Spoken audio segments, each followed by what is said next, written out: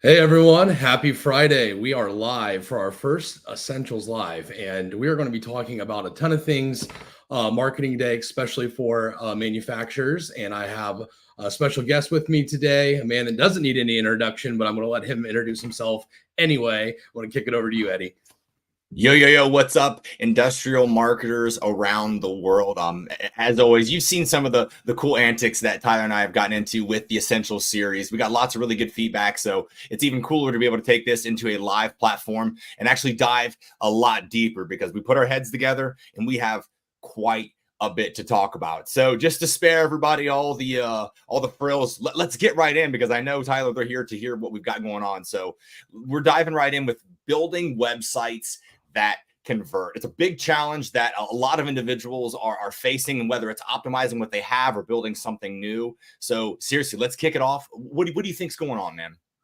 Yeah, I mean, at the core, I like to say that, your website is the front door of your business, and it's also the best salesperson that you can have. One is because it's online all the time, right? It doesn't take vacation, doesn't get sick. Again, it's where people can find information about your products or services at any time that they want to at their convenience. So, making sure that that foundation is set up correctly, and that you can be found for your content, right, is very imperative for the success of the business. So really putting that time and energy into the website will, gain results at the end.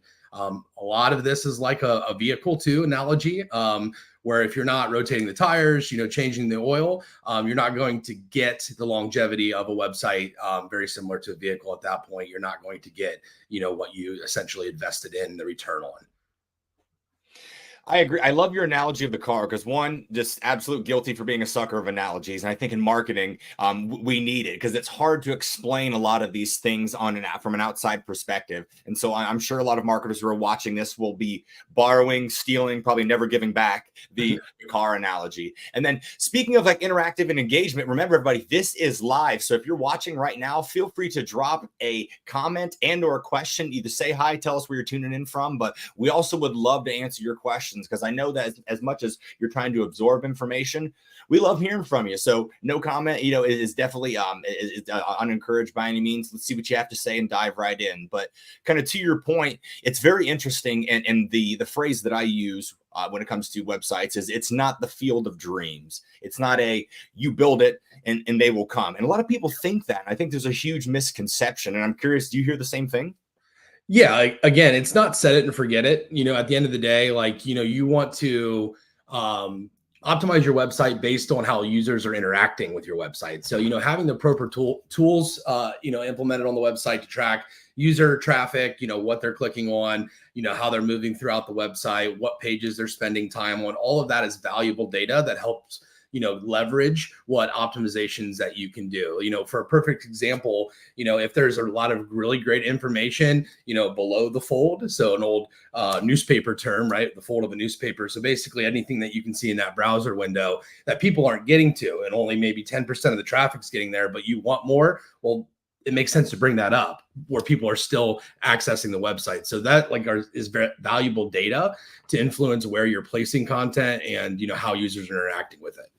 Yeah, 100%. And like, which really an all encompassing like idea of user experience, which is another thing that I think we kind of need to hit head on is people create their websites with the I perspective and not your physical I, but the I, we, us. I think this, we talk like this. This is how we collectively think and communicate.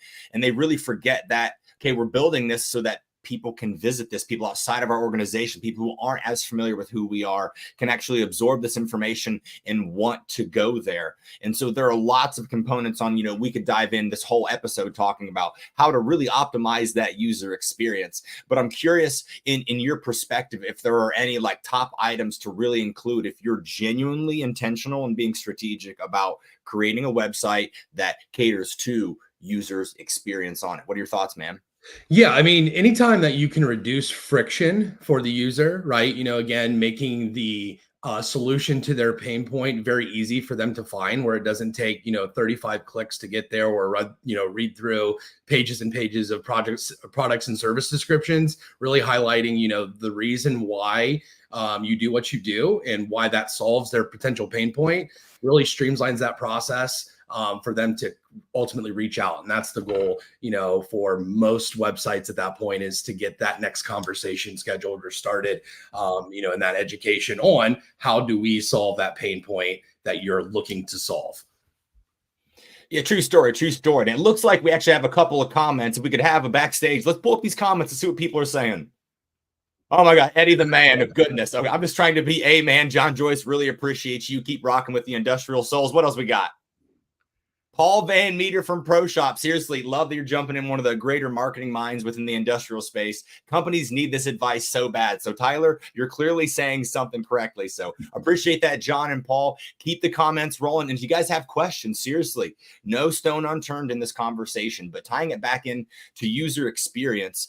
One thing that I've fallen in love with, because it's really hard to understand, what are they doing on my website? Well, there's quite literally technology now called heat mapping that allows you to do that. For those who may not be as familiar, there's tech that you can use, plug into your website, that shows where people, when they scroll, where's the mouse going, where are they clicking, where are they interacting the most. And I'm telling you, it reveals so much about your website. And if you're truly being intentional and you're reverse engineering with that intention, trying to create a good user experience, then maximize that experience on your website, find out where they're clicking, because they're going to tell you where their eyes are and where, if they want more. What do you think, Tyler? Yeah, I mean, heat maps are great. Obviously, Google Analytics as well mixed in there to see, the users that you don't know. So even like taking that onion and peeling another layer, if you have the proper tool stack with your marketing automation and your CRM and having all of that work together, you can really attribute, per source, so per customer, per lead at that point, what content that they were interacting with, how much time they were spending absorbing that. And you know what that does when it goes from marketing to sales? Well, really that gives sales jumping off points to say, okay, they're interested in X, Y, and Z product or this service. This is what they were looking at that point. So you're already starting to elevate those conversations and cutting through some of the fluff at that point, right? So really getting as much information from that marketing qualified lead to that sales qualified lead with the tool stack is imperative to help close deals quicker as well. That you get to help close deals quick. That's what's up. And also what's up is, it looks like John has a question. Let's get that bad boy pulled in. We got to address it. So what are you doing to enable your sales team on social media? What's working? So Tyler, I want to hear your perspective on this here in 1 second, but a quick and easy low hanging fruit answer is, as a marketer, and maybe this is rooted in me because I'm a recovering salesperson, as I jokingly say, but I spent the first 10 years of my career in selling and consulting different advertising and marketing products, platforms, and services. And so me having that kind of dual thread understanding, a lot of what I do on the marketing and content side is very much rooted in sales enablement. So if everything that you're doing, or at least a lot of what you're doing, is creating sharp objects for your sales team to then distribute to their prospects, it's a very synergistic play where everybody wins. It's rooted in empathy. And I'm going to go back to the point I just said, everybody wins. What do you think, Tyler? Yeah, I completely agree with that too. And I think, empowering them to use their knowledge about the products or services, right? I mean, they're the experts. They're the ones that are in the, all of the specs of what it can do, all of the benefits of that, why they're better than this alternative is better than their competitors. So leveraging that thought leadership, that knowledge, and really just speaking about, like, again, what are you trying to really connect with that audience about, right? You have the tools, you have the knowledge. Well, let's talk about that. Let's make that available as content out there that you're producing regularly. There you go. Love it. Love it. John, hey, thanks so much for your comment. Others who are in there, feel free. Questions, comments, jump on in. We're not afraid to talk to you by all means. We will address these things head on. But as we keep things rolling, because we have a lot to talk about in a segmented amount of time. So let's jump in. Since we are talking websites, there's this big conversation of, do I gate? Do I not gate? And there's great arguments to both sides. And I got to hear your take on it, Tyler. Yeah, I think it really just depends on where they're at, right? In the buyer's journey. Again, giving them, top of funnel content for free, where it's not requiring an email address, right? Some things that, are more education about who you are, right? Or about that service line, really establishing maybe what their pain point is. And then as they move down that funnel, right, they're getting closer to being that sales qualified lead, where we've identified that pain point. Really, how does that solve? Those are the type of materials that you want to gate and collect that information. The other thing with that is, really being transparent on what they're getting for what they're giving, right? So in this white paper, you're getting X, Y, and Z, or maybe this video, right, explains why they should give you, their email and contact information for that valuable piece of material. Really, because at that point, it's an exchange, right? You're gaining something, they're getting something. So is that worth them submitting their email, their contact information to obtain that information from your company? I love it. I seriously love it. And the only thing that I love more than what you just said is the fact that we have yet another question from my guy who I just met over here, IMTS, winner of a new Kennametal and DN Solutions branded machine. I was lucky enough to be able to do the announcement and meet him personally. Tim Drinkwater, I'll spare everybody yelling in the microphone, but it's good to hear from you again. But direct example, Tyler, we got to address this head on. This guy needs help. What are the key little things that a very small business with limited resources do? I have some ideas, but don't let me lead this, Tyler. I'm curious what you could do here for Tim. What do you think? Yeah, I think, there's a ton of different strategies, and it's really about, where you're looking to grow, right? Making that strategic plan, and then the tactics come after that. But again, really focusing on knowing your persona, your customer at that point, and understanding, what are the reasons why they're doing business with you. Leverage that and produce content that goes, that answers those pain points. Again, kind of closing loop on that, really is a small investment at that point that will get that information out to the right people at the right time and get it into their hands. But Eddie, if you have anything else, I'd love to hear that as well too.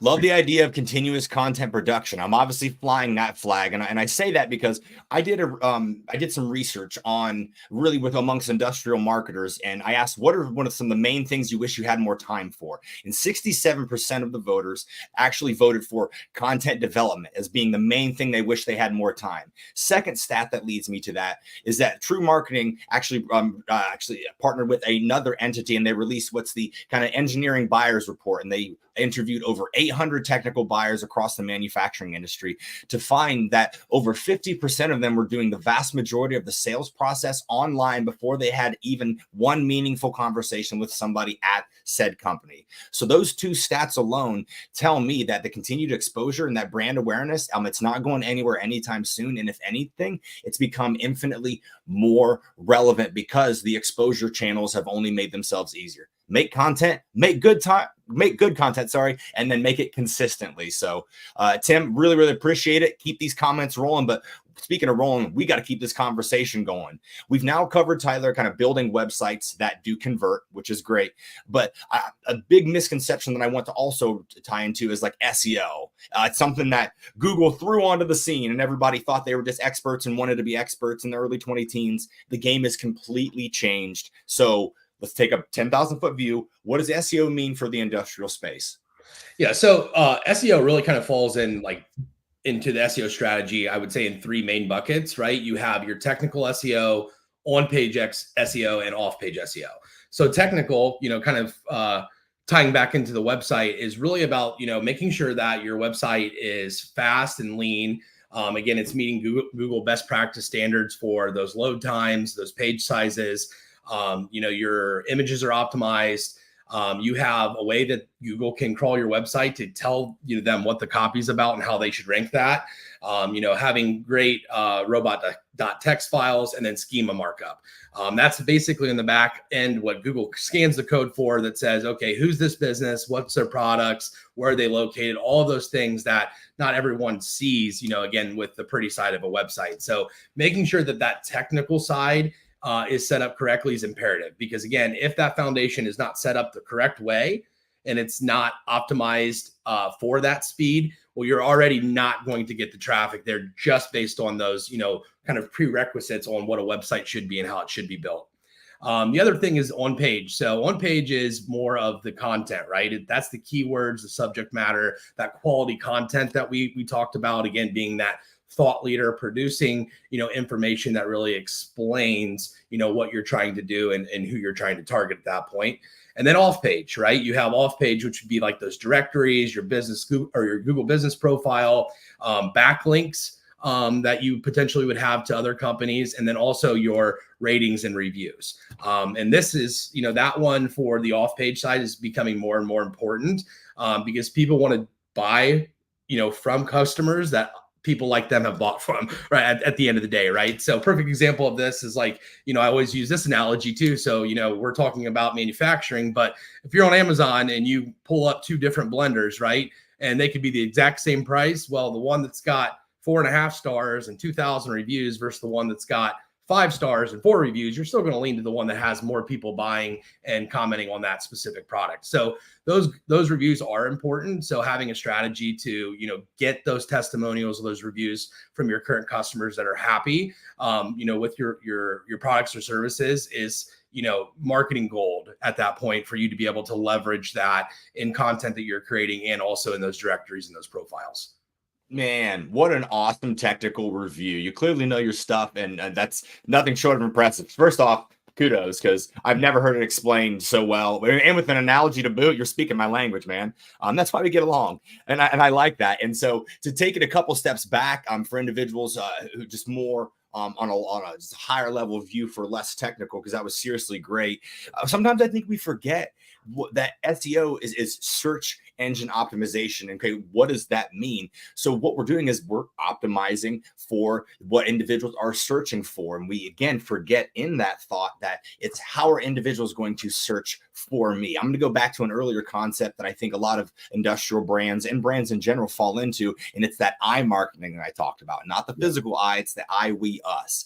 They like to load their websites and they think, okay, this is the way we talk. This is the way we communicate. This is how we would search for ourselves. But in all reality, that's how you would look for you. And unless you're communicating directly with yourself, which happens, and I'm not here to judge by any means, but that's not the point. If we're really, truly building out a plan and optimizing our web pages for search engines in general, whether it's Google, obviously primarily known, but others, just so that you can be found, we have to be using keywords that our audience and our targeted audience are actually going to use. So are there any other really specific misconceptions that you've heard or you've seen or that you continue to see going on, Tyler? Yeah, I mean, you hit the nail on the head there with, when someone, especially that's not interacted with your brand before, right? They're looking to solve a specific pain point. They're not ready to talk to sales or read sales copy at that point. They want to be educated on who you are and how are you going to help them. So, really thinking of it about that lens of like, hey, this person does not know who I am. How am I solving, again, for that pain point? What solutions am I offering that are better than my competitors and why they should choose me over them? Like at that type of lens and analyzing that will have you win more at that point than talking about, how great you are at everything that you do. Because at that point, you can say that online, but until they interact with the brand, experiencing, your products and services, that's something that you can't really present at that point until they have that human to human interaction that you like to say too as well, Eddie. Right. But grandma says that I'm great and everyone should just believe it, right? Yeah. I love my grandma, don't get me wrong, but at the end of the day, everyone has one of those grandmas, right?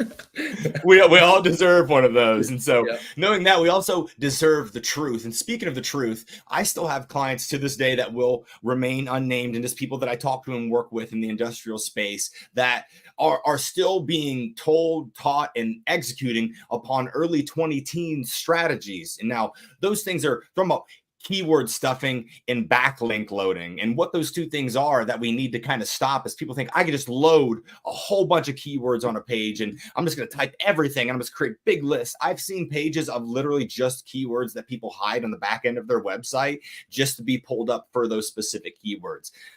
Tyler, unless you completely disagree with me, which if you do, great, let's have a conversation about it. I feel like that's a very 20 teens type of strategy. It's very risky. And specifically that backlink loading where you're just trying to plug in a bunch of backlinks. People have tried that, and I've heard it referred to as black hatting. And to my understanding, and correct me if I'm wrong, Tyler, but that can actually have negative impacts and very big consequences on your site when it comes to your rankings. What are your thoughts? Yeah, I mean, those are definitely things that you don't want to be doing.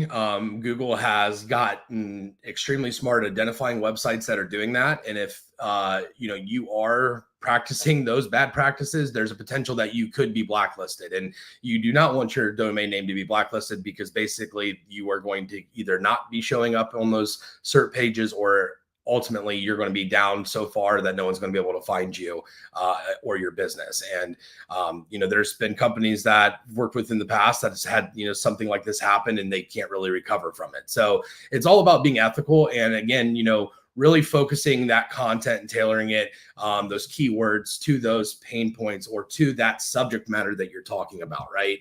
It's really, again, what is the main purpose, that H1? What is the following, topics within that major topic, the H2, the H3s, again, those headings. So Google can really identify, like, what is this? What questions does this solve? Because ultimately that's how they rank it, right?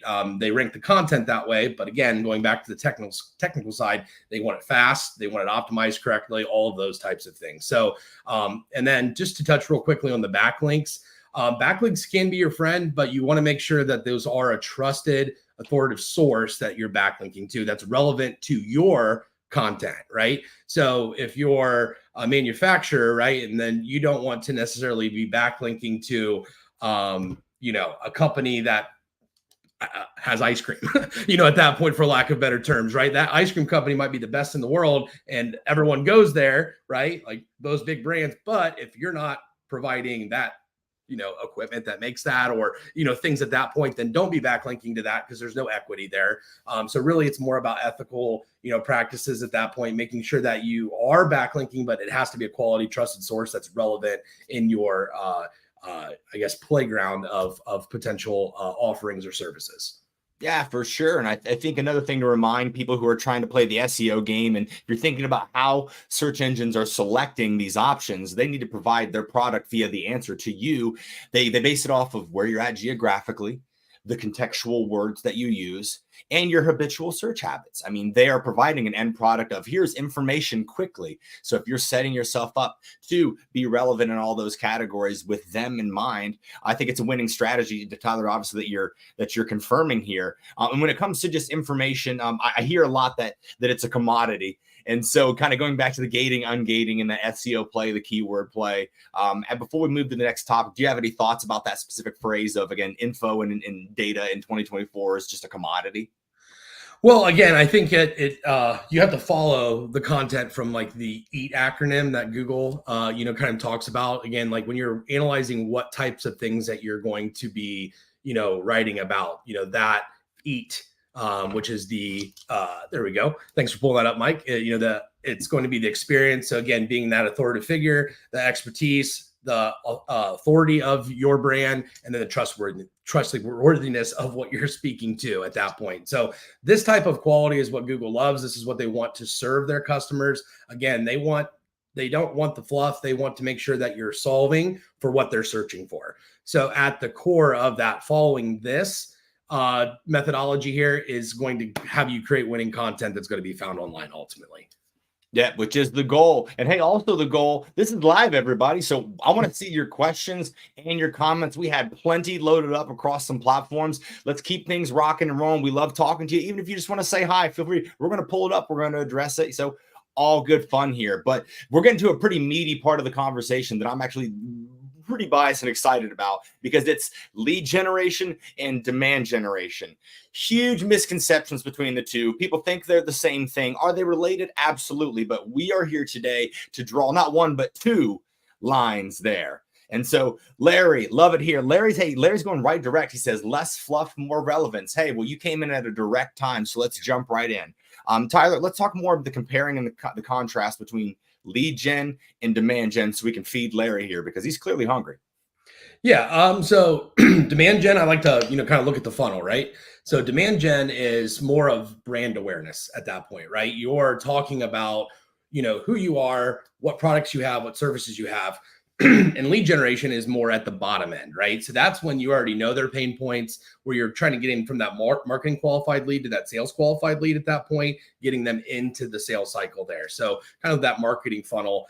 But again, it's not, you don't want to do them in silo. They do need to work together. If you're just doing lead gen and no, demand gen at the top of the funnel, well, that lead gen's not going to work as well. The same thing with the demand gen at the top. If you're not getting that information, qualifying them for sales, well, then you're not going to have those quality leads, or you're going to talk to them when they're not ready to be talked to yet. So really they have to work in tangent in those strategies that you're putting together with the campaigns and the content that you're developing and producing and putting out there. So I do want to kind of talk through a little bit about that difference. And Eddie, I know that the demand gen side, that's you in and out. So I'd love to hear some feedback about those tactics or those strategies on the demand gen side. For sure. So to feed our guy Larry, because he's hungry, he wants more relevance in the industrial space.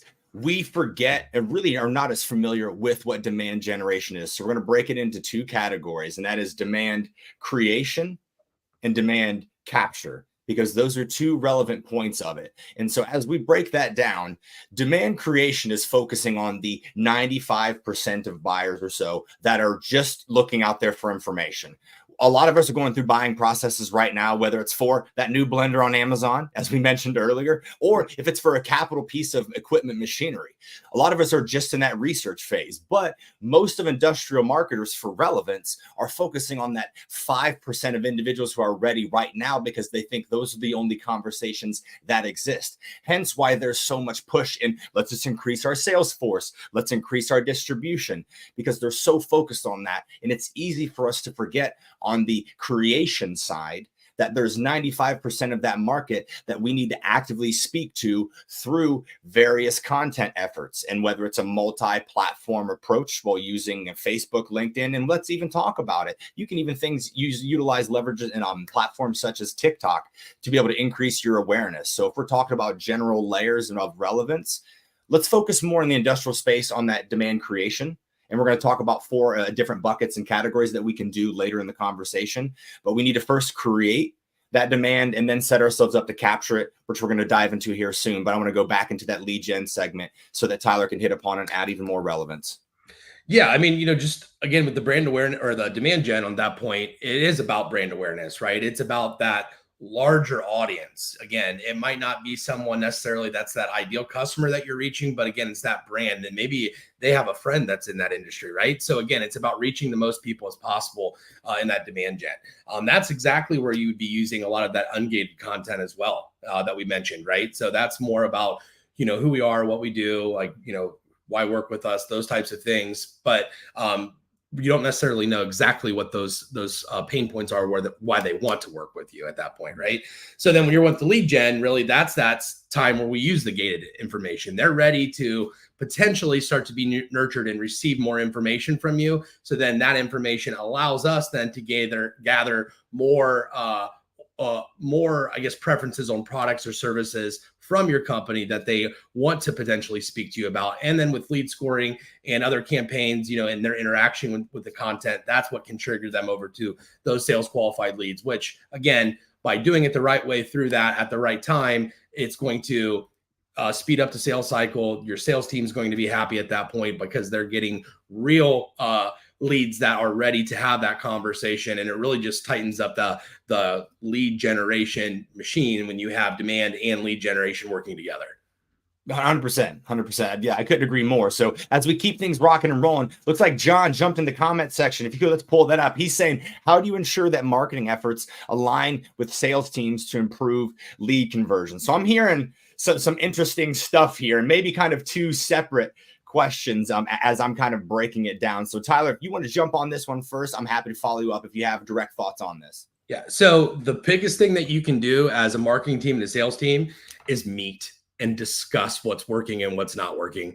Again, so often do we see marketing and sales teams siloed, or that standard, traditional like friction point because, hey, these leads are crap, or hey, we're giving you quality leads and you can't close them, and it's this natural friction where you would solve all of those problems by getting in a room and talking to say, okay, marketing team, these are the things that I'm hearing from the customers. Here are those objections that I continue to hear. Okay, marketing team, so how are we going to overcome those objections in the material and the content that we're creating? So when they get to sales, right, they've already thought through that and they understand where they're at in that process. So that's the easiest thing that you can be doing. And the thing that I'd recommend starting and implementing next week would be a marketing and sales alignment meeting, because again, those your sales team is talking to the customers. They're hearing those pain points. They're providing the solutions, putting together the products or services for them. And they're hearing exactly why they're having that conversation. So any of that information that can be relayed back to the marketing side, where they can help tell that story before they talk to the sales team, is going to, again, shorten that sales cycle and increase revenue, right away. Mm-hmm. I couldn't agree more. And so I'm not even going to add a ton, but like, just to reiterate, cherry on top, if they're not communicating, everybody's guessing. Kid you not. And we see it all the time. And that's why other industries are actually removing the sales and marketing silo, and they're quite literally combining them into one department, and it's calling it RevOps, or revenue operations, because that's what it is. Yep. Sales and marketing is quite literally, if you think about it, a function of revenue creation. So I'm going to challenge a lot of the industrial world, as you're building out these functions, to think about how you're building the house and how much separation do you want between those two departments? Because as we've learned, the system is kind of broken and we can fix it. But what's not broken is this conversation. So, hey, John, we appreciate you and your comments. Keep them going. Hopefully, Larry, hopefully this is more relevance for you, buddy. Brett, thanks for Eddie, I will add on that too. Yeah, again, with the proper tool stack implemented, that attribution of what's working and not working is seamless, right? So if you have your marketing tools connected to your CRM, all of that information is going to be passed back into the company and contact records, where then you can run reports to see, okay, what are the efforts of these campaigns? What is the return on investment at that point? And really, go with more of a laser focused approach and not just throwing, darts at the wall per se, right? So we have the data to back it up. Then at that point, it's not just say, hey, this is not working because my phone's not ringing. Well, let's figure out why it's not working, right? At that point, but without the data, without the proper tool stack, you won't be able to know that. It's just going to be shooting from the hip, for lack of better terms. Mm-hmm, mm-hmm. And industrial marketers, we don't have to shoot from the hip anymore. In God we trust. Everybody else brings data, which is a great segue into the next part of our conversation, which is regarding PPC, your pay-per-click. Guys, let's talk about digital advertising. We all probably have flirted with it at one point or another. Maybe some of us have tried it, others have been too afraid. So let's go right in. What platforms are we talking about, and what are the hottest items right now for these pay-per-click and these digital ad campaigns, Tyler? Yeah, I mean, any Google obviously is still the king there. And typically, like, if you're doing like pre-roll or post-roll video ads, like if you have strong video content, that would be really great for that demand gen side of things as well. And then when you're setting up ad campaigns, you really want to be strategic about that, because it's not just throwing dollars and say, okay, I'm going to send them to this product page, and then okay, we'll just increase the traffic there. Well, we want conversion points, because again, at that point, if we're investing in a specific product, how are they converting? How are they, how are we attributing that ad or that click right back to that campaign? So really about setting up that strategy, making sure that the event triggering setup within like Google AdWords, you have that foundation there, is really going to allow you to then in real time invest the dollars on things that are working and not working. There is a learning curve, especially if you're just starting out with PPC, for Google to get to know you and get to know the ads that you're running. So one thing I would suggest is don't, expect to hit home runs right off the bat. Like, you're probably going to hit some singles and then hopefully go to doubles, triples, and then start hitting home runs and grand slams. So really be, have a clear expectation on the results is also something that you want to do. Because if you're going to give someone that's doing ads for you $1 and you're getting a return $2 at the time, then you're going to do everything in your power right at that point to invest as much at that. But again, it's not necessarily that at first, right? It does take some time to understand what types of ads are resonating with your customers, what platforms they're on, where are we targeting, all of those types of things to see the return of the PPC campaigns. Oh yeah. Oh yeah. And in addition to Google Ads, which I know not everybody wants to at least dive into head first because it can be pretty robust and extensive.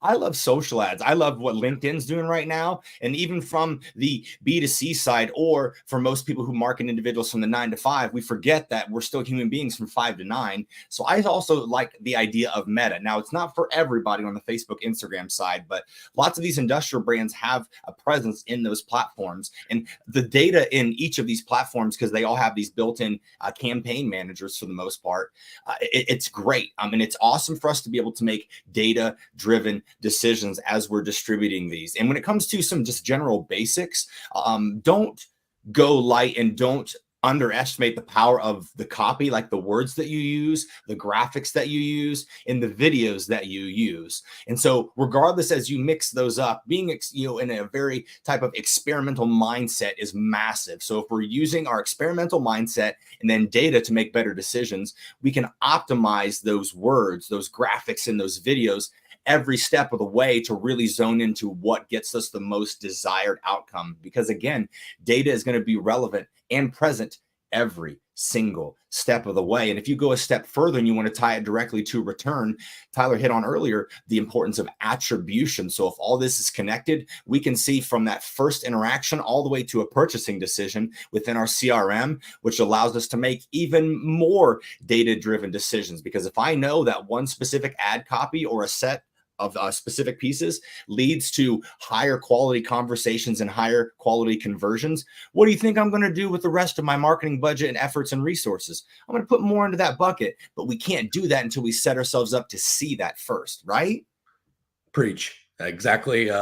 Exactly right there. And, again, when we're talking about experimenting, in the different channels, because there's a lot of them, there's a lot of things that you can be doing, start with where, your customers are at, that's, high level at that point. Like, don't be, doing ad spend on TikTok when you don't know you have a presence there, right? If your customers are on Facebook Meta, right, at that point, then yes, that makes sense. Or LinkedIn, if you're targeting a specific individual, like, those are the types of things that you need to strategize. Like, we love the experimentation, but do it in a way where you have an expected outcome and put goals in place, right? What are the goals? What do we need to get to those goals? And then back into that tactical execution. But really, it's always starts with the strategy first and then the tactics second. And I want to hit, first off, yes, absolutely, man.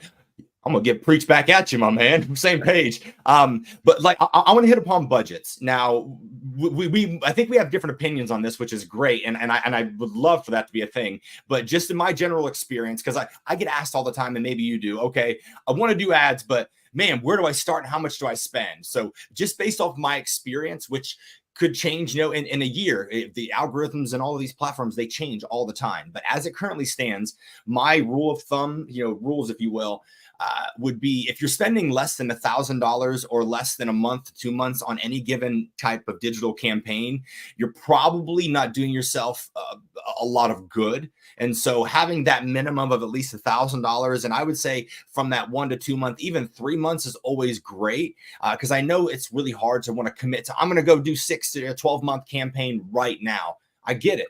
I don't know if I would jump into that as well unless it really made sense. But those barriers of minimum $1,000 budget, minimum month to 2 run, those seem to be pretty relative. But again, Tyler, I'm curious what you think, in your opinion, for these people who are like, where do I start? Yeah, I think it's really goes back to, like, what are the goals, right? Because you want to make sure that there are SMART goals, right? They're measurable, they're realistic at that point, the whole acronym of a SMART goal. But, at that point, like, again, don't expect for you to spend $50, $500, $1,000 and get $1 million back in revenue. That does not happen anymore with, any paid advertising. So it's being really realistic and understanding, like, what is my potential return for this investment, right?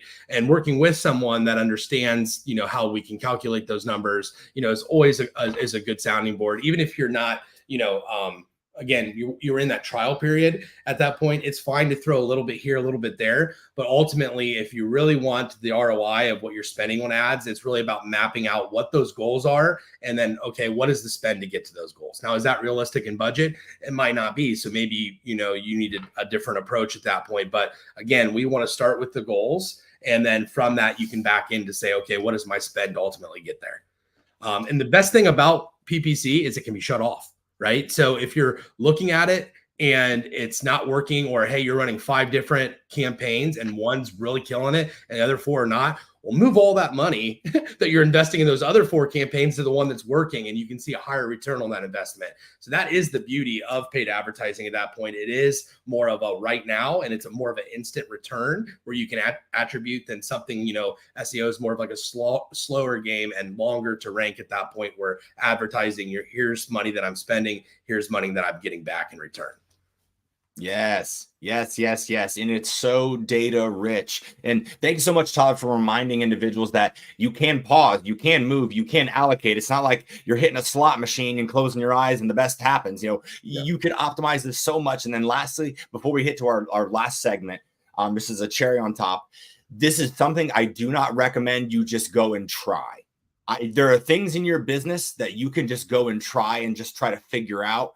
Don't just try to figure out paid ads. Just if you have someone you can at least talk to prior to, just to get some entry level, some surface level, whatever it is, some type, even high level understanding, don't dive in head first. I can guarantee few things in life, but I can guarantee this: if you dive headfirst into paid ads by yourself without doing, you will waste money. And I don't want you to do that. Tyler does not want you to do that. This is not a shameless plug, but please go seek at least a little consultation before you do it. If it wasn't profitable and if it wasn't viable, it wouldn't be such a solid strategy for lots of people, but it's easy to do incorrectly. Right, Tyler?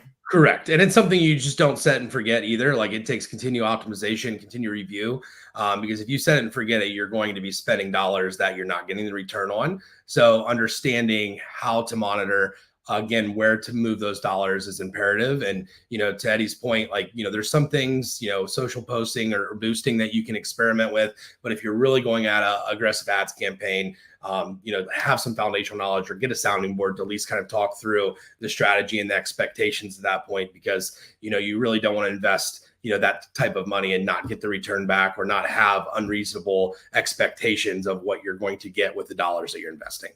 You would not invest as an industrial company. You would not invest in a machine tool, even though you have a machinist that knows how to work said machine tool. If this was a brand new machine, you would still want to at least contact that company or contact an expert to make sure that they know how to use that correctly. Like, you would still do that with a large capital equipment. So why not do it when it's something even more relevant to your business? So lastly, as we keep this conversation rocking, if you are in the comment section, hey, thank you so much. Feel free to bring up questions, comments, man, because we're only here for a couple more minutes, but I want to make sure that you want shouted out, that we shout you out. No worries. And so, hey, we keep our boy Larry fed. We're talking about these content buckets, Tyler. So we've broken this down into what the most beneficial pieces that industrial companies can make if they're just trying to get started, to fuel their PPC, to fuel all their lead and demand gen. Lead us in this, my man. Yeah, I mean, I think, just kind of going back to that thought leadership bucket of content, interacting in communities that your customers are in, being that thought leader, producing content around, not necessarily just your branded products, but why it does what it does and why there's a need for it, right? Again, focusing on that brand awareness. It's not necessarily selling you at that point. You're selling a pain point, or to someone that potentially would need, right, something that you're producing or one of your service lines. So again, that would be one of the biggest ones is, use your expertise, share that in community, very much about, that community and sharing knowledge, because if you're sharing knowledge, then these organic conversations happen and everybody wins at that point too. So that would be one of the big things. Again, kind of talking about that proof in the pudding, right? So, content wise on using your relationships with your current customers, leveraging that for testimonials, reviews. Again, people do look at those, and people do take time to make sure that, hey, I'm dealing with a reputable company, and that there's other people that, like me, that have already went through this and purchased from them and had very positive results. So really focusing on that. That's real low hanging fruit that anybody can be doing. Obviously getting permission from your customers to use the company name or title and things like that is imperative. But, just sending out in your emails like, hey, I'd love for you to give us a review on our Google business profile, or, hey, I'd really love for, X, Y, or Z directory that we're in, where you can talk about the experience working with, John Smith over in our purchasing department, right? Whatever is, but, give them easy ways to give those reviews or give those testimonials at that point. Don't make it a labor of love for them, because you're not going to get the return of what you're looking for if you do. And so, as a quick recap of the content buckets that we are recommending for all industrial companies, big or small, breaking into product, which everybody does probably more than what they need to, probably too much, but product is a big one. Everybody gets that. Social proof. Let's really prove it, right? Let's make that a big priority. And then thought leadership. It's cool to feature the smart people within our organization, and we can show we're smart outside of our product. We can show that we're intelligent within the industry. So create stuff around product, social proof, as well as thought leadership. So, man, Tyler, we have gone all over the board today and provided hopefully lots of relevance to the audience today. Plenty of feedback, wonderful questions. As we wrap up, gang, please get any final question or two you may have. But let's get a quick highlight or maybe a recap of a point that you really want to drive home today, Tyler. Yeah, I think, the main thing is starting with your foundation and making sure that it's set up correctly, because again, you can't build on a foundation that's cracked or falling apart or is not sound at that point, because any other dollars you invest, you're not going to get the return on those dollars. So making sure, one, your website is set up correctly. Again, it's your best salesperson. It's online all of the time. People, it's very convenient for them to look at your company and find information about it, and you can control that content that's on there. Then I would focus, again, once you have the foundation, the technical side done, the quality of the content that you have on the website, that user experience, trying to reduce friction. Once you have that set up, then we can start talking about, the demand gen, lead gen campaigns at that point to drive specific traffic, work them through their buyer's journey through the website. And then, obviously bringing it home when you're kicking it to sales by integrating those tool stacks. Remember, ladies and gentlemen, it's not the field of dreams. Your website's not that. It's not you build it, they will come. Build a great website, make sure it's user friendly. But the question I pose to you in the challenge is, what are you doing every single day to make sure that you're driving the right traffic there? So this has been a wonderful conversation to many of you in the industrial space. So Tyler, any final words as we wrap this bad boy up? No, I'd just like to say thanks everybody for joining us and for this first Essentials Live. Really had a great time, Eddie. I appreciate you coming on here and being our guest in Marketing Essentials. Any other follow-up questions, we will be having this available on our YouTube channel for you to review. Feel free to drop us a line, but happy Friday, everyone. And really appreciate you taking the time to listen to Eddie and I talk about marketing. See you guys.